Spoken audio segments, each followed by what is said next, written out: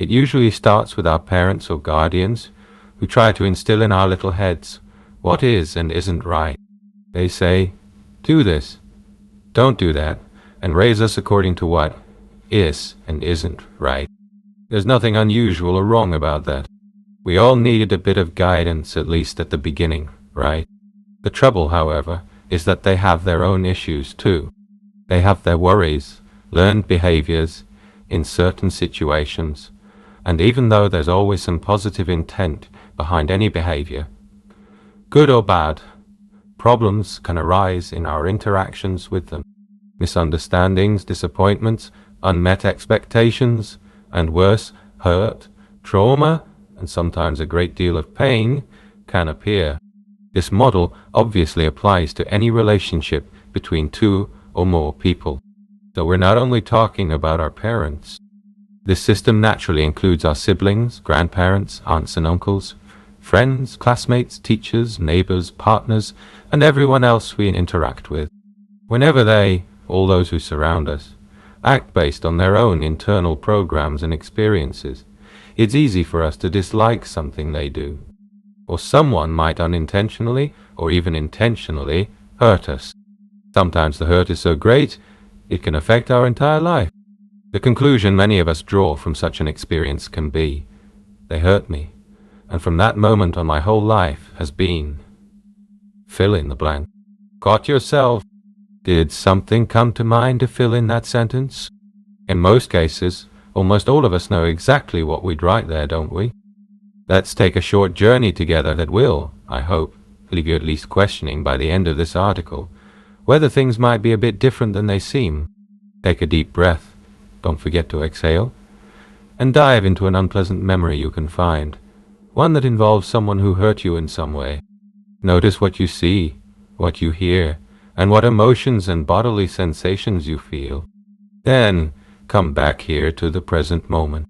Right now, as I mention it, you might feel your toes, the air in the room and its temperature.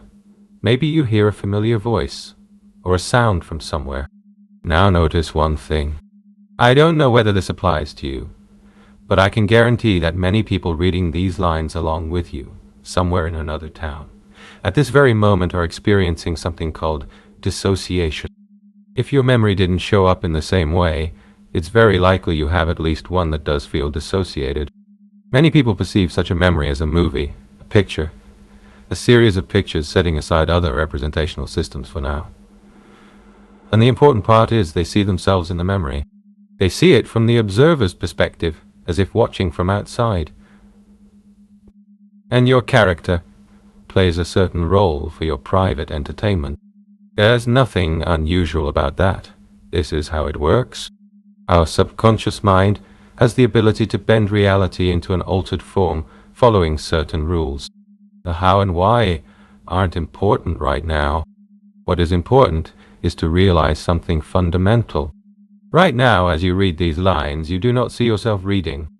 That alone can make us at least wonder whether the memory is truly real. Are our memories real? Anyway, no, they're not. Memories only seem real because we can feel them. What happened 5 minutes ago, even a few seconds ago, is no longer real. We can't actually go back in time to that moment. We can only imagine it. The only thing that's real is right now, which means right now you can experience the best moments of your life, or the worst, if you're carrying your past with you. And that past isn't real either. It's merely a construct of our subconscious mind that falsely tells us who we are. All those people in our memories aren't real now either. They too are just constructs of our mind in this moment, because they aren't stuck back then. They're living their own lives. It's odd how we can keep them alive even long after they're gone. It's like when clients tell me their father looks at them through their partner's eyes. It's as if he's with them thanks solely to a facial expression, even though he's been dead for decades. Then we say, it's his fault. He did this to me. Because of him, my life is tragic. And then we meet people who, to us, resemble him in some way, or we meet the same person years later, if they're still alive, and we act based on our own learned programs that warn us, watch out! Do everything you can to avoid a repeat of what happened in the past. And it's not just people. The same applies to situations, animals, and who knows what else. And we end up asking, why is my life so tragic? Why do I feel so miserable around my partner or in the presence of my boss? Please pause and consider these facts. We said the past doesn't exist. We said we can't truly go back there. It only feels real because we feel it. We feel all that hurt, betrayal, humiliation, pain, grief, loss, powerlessness, fear, anxiety, pity, hatred, rejection. We see images, hear voices and sounds, smell scents. And we act based on learned programs, without realizing it's not them, but If we change our reaction, our subconscious mind will remove the hidden barriers that prevent us from feeling differently in those situations, that keep us from seeing more options, more paths, that keep us from making better decisions in the future, and that keep us from perceiving our life as better. If you truly want to change whatever makes you who you are, and makes your life what it is, you need to leave the current model of the world where it's all them, and move to a higher one in which we realize, yes, they did something unpleasant.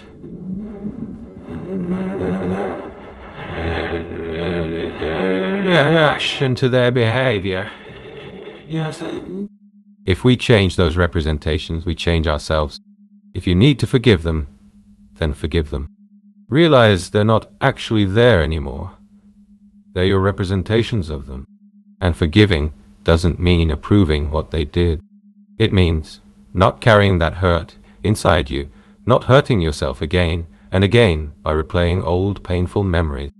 When we forgive them, we're in fact forgiving ourselves, or at least the parts of us that represent them. We are all the actors in our memories, victim and perpetrator, director and screenwriter of the stories in our mind. Learn to change yourself. Let go of what you carry inside, and allow the world around you to change accordingly. Many articles offer lots of advice about what to do, but lack instructions on how to do it. Here's mine. If you know how, use FasterReft and change the way you represent your memories. If you don't have the tools yet, get a free manual, and if you really mean it, dive into a seminar and change your life for real. Each of us ultimately stands alone. For some, it feels nice to be pitied when they retell a sad story. But in the end, there's nothing and no one who will change your story except you. What is it that you want? Pity? Advice you can't apply, or that brings no change? Or do you want to change your life and live, here and now, in the best this world can offer? If what Jesus said is true, the kingdom of heaven is at hand. It is right here. Then where is the kingdom of hell? Here as well. Some of us walk through paradise. Some of us play cards with the devil every day. So what kind of day is yours?